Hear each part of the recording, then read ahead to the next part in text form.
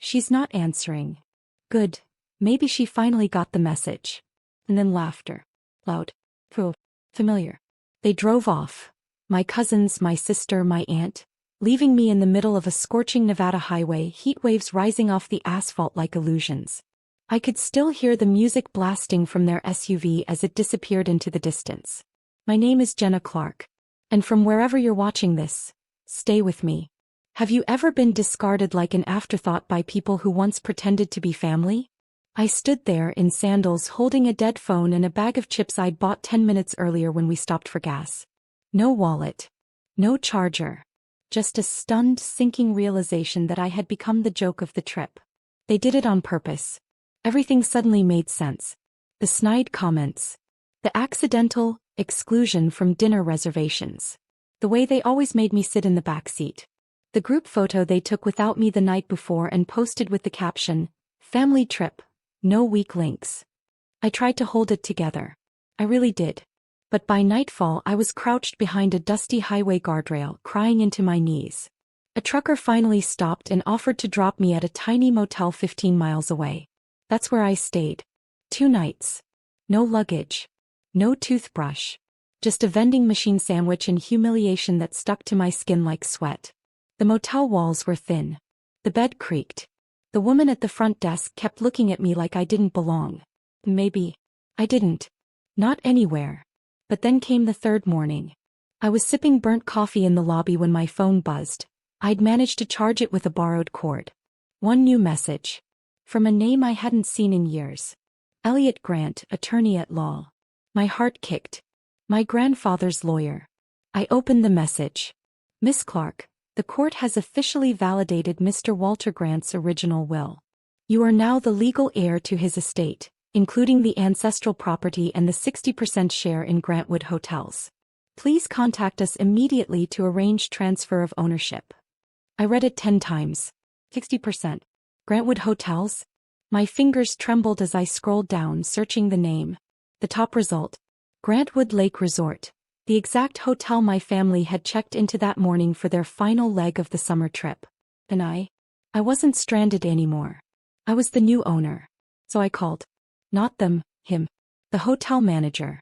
I said 9 words. They're staying there? Good. Tell them to leave. That evening, while I quietly boarded a bus back toward the resort, a storm began brewing far stronger than the one on the horizon. They thought they abandoned me.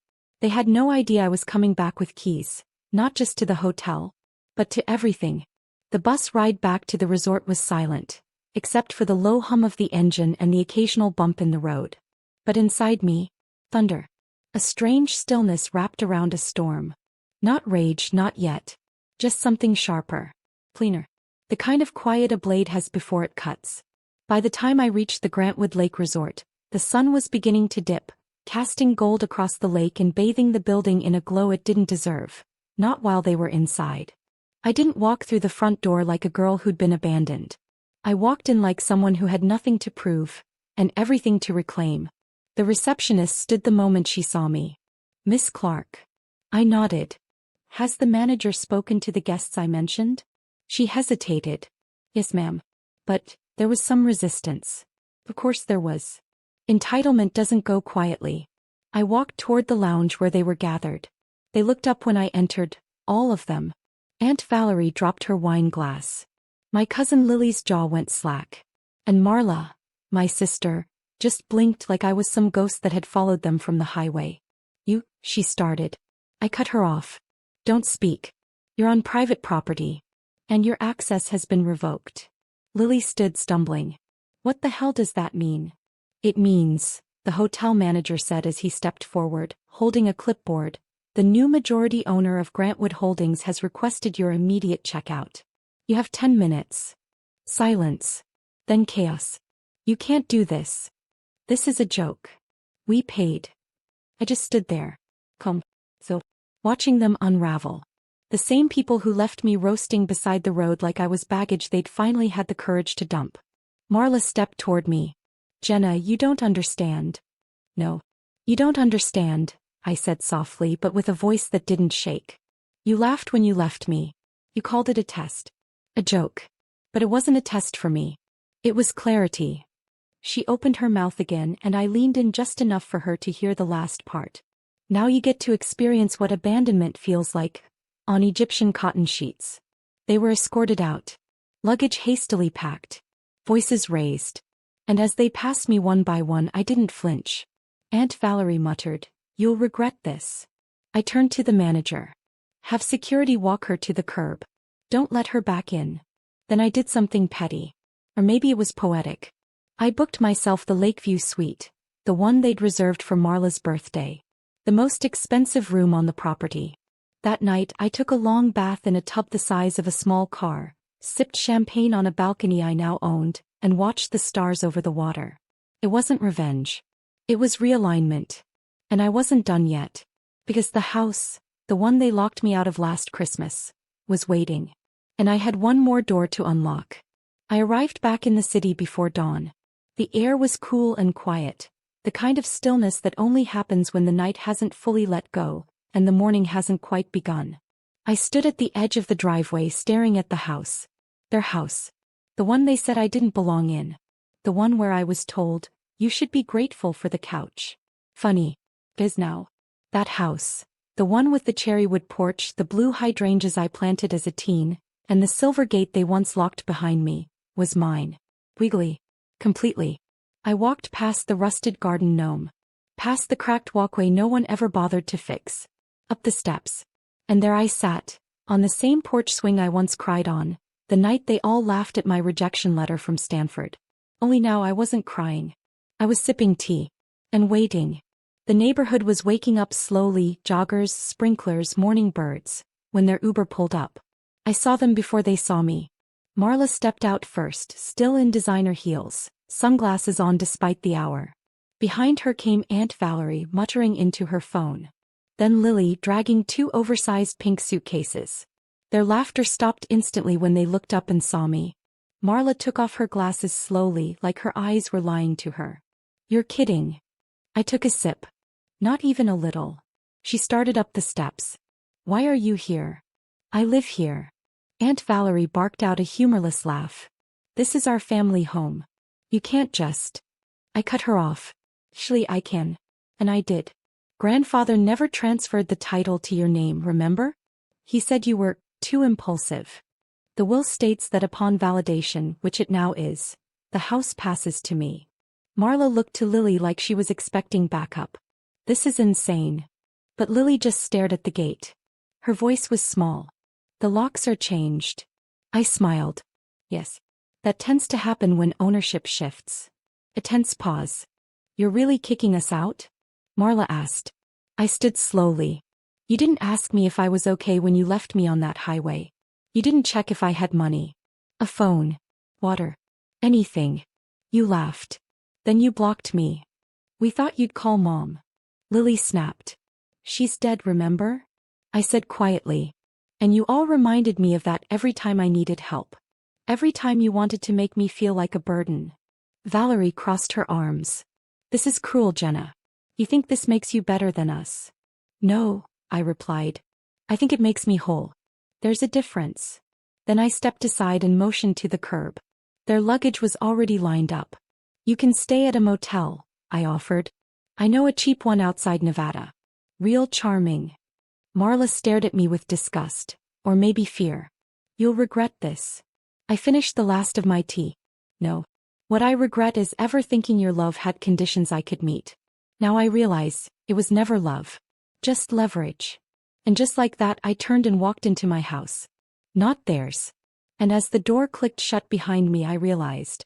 Sometimes the best revenge isn't fire. It's ownership. Ownership of home. Of history. Of self. But I wasn't finished yet. Because the hotel wasn't just profit. It had rooms. Keys. And events I now controlled. And there was a family wedding coming up. Time to RSVP as their boss. The wedding was less than a month away. Marla's best friend, Cassie, was getting married at the Grantwood Lake Resort. A lavish 3-day event, hundreds of guests, champagne fountains, a custom-built gazebo flown in from Italy, and yes, a fully booked bridal suite. I knew because I approved the invoices. The irony? My name was on every vendor contract, every catering agreement, every reservation confirmation. It was all mine. And Cassie? She had no idea her event was about to unfold under the eyes of the woman her bridesmaids once left on the side of the road. So I made a few quiet adjustments. Nothing obvious. Nothing messy. Just deliberate. First, I reassigned Marla's room. She'd booked the Lakeview Queen Suite, the one directly beside Cassie's. I gave it to a couple celebrating their 40th anniversary. Instead, I placed Marla in a modest room on the first floor, right next to the ice machine. Noisy. Humid. Small window. Then I downgraded Aunt Valerie's room and moved Lily's luggage before she even checked in. Just a light reminder of who signs the room keys now. They didn't realize until check-in. And by then, too late. The entire resort was booked solid. Cassie's face lit up when she saw me. Jenna. Oh my God. It's been forever. She threw her arms around me like we were best friends. Marla froze mid-step. I smiled and hugged Cassie back. I just wanted to make sure your big day goes perfectly. Cassie beamed. You work here. I own here. Her mouth dropped. Wait, you're the majority owner? I nodded. Surprise. Behind her, Marla's jaw clenched. I could see the words forming, panic flickering behind her eyes. But she said nothing. Cassie leaned in. Please, anything you need. I'm so glad you're part of this. I told the girls we should have treated you better back then. I just smiled. Water under the bridge. But it wasn't water. It was gasoline. And the bridge had already burned. Later that night at the welcome dinner, Marla pulled me aside. You've made your point. I sipped my wine. Have I? You're humiliating us. No, Marla. You did that when you left me stranded on a highway in July heat and blocked me like I was some stray animal you couldn't be bothered with. She said nothing.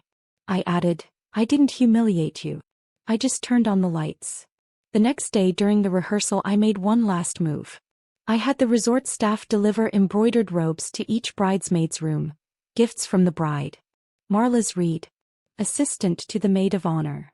She wasn't even in the wedding party anymore. Cassie had changed the lineup. Quietly, after a little chat, Marla cornered me in the hallway. You told her to cut me out. No, I said. I told her the truth. She made her own decisions. She stared at me like she didn't recognize me anymore. And maybe she didn't, because I wasn't the girl they dumped on the road. I was the woman who built her path back, with no one's help, and now owned every inch of the ground they once walked on like royalty. And I wasn't done yet, because the final day of the wedding, that was the toast. And I had a microphone. The ballroom sparkled. Golden chandeliers. White roses. Waiters in tuxedos weaving between tables with trays of champagne flutes. It looked like something out of a dream, or at least the kind of dream I used to think belonged to girls like Marla and Cassie. But now every detail, from the crystal centerpieces to the imported wine, was paid for by my company. By me. The final night of the wedding weekend was a black tie dinner. Guests had flown in from all over the country. Old money, new money, wannabe money. All of them gathering beneath the vaulted ceilings of my resort's grand ballroom. Cassie's father gave his toast first. The groom's brother followed. There were laughs, misty eyes, more laughter. And the mic was passed to Marla. The room quieted. She walked slowly to the front, wearing a sequined emerald dress, the same one she bragged about online weeks before with the caption, "Serving main character energy as always." Her hands trembled slightly. "Hi everyone," she began, voice brittle. "I just wanted to say a few words to the bride. Cassie, you've been my best friend since." But she didn't finish. Because at that moment Cassie stood up and took the mic from her. "I'm sorry," Cassie said sweetly. "But actually Jenna has something to say." The room turned. All eyes on me. I stood slowly. Not in a designer gown, not in borrowed jewels. Just a sleek black dress and a simple gold necklace that had once belonged to my grandfather. I walked up to the stage. Took the mic. Marla froze in place. "Cassie," I said with a smile, "thank you. I wasn't expecting this." Cassie winked. I was. I turned to the crowd. "My name is Jenna Clark. I'm the managing owner of this resort. And more than that, I'm someone who understands what it means to be forgotten." I saw Marla shift uncomfortably beside the stage. "I know what it feels like to be left out of photos. To be seated at the kids' table long after you've grown. To be told you're not really family, just tolerated. There was a hush now. Guests leaned in. But standing here tonight, I'm not bitter. I'm grateful. Because every person who tried to erase me gave me space to become more than they could ever imagine. I looked toward the head table. To the bride and groom, may your love never be conditional. And may your family always know who the real ones are. Applause burst across the room. Real roaring applause. Marla turned and walked off the stage fast. But I wasn't finished. As I stepped down, Cassie hugged me. Thank you. For everything. You saved this weekend. No, I said. I saved myself. Later, as the guests danced and drank and laughed beneath chandeliers I now technically owned, I saw Marla slipping away into the hallway. And for the first time I didn't follow her. I didn't need to. She was already shrinking in a room that no longer centered her.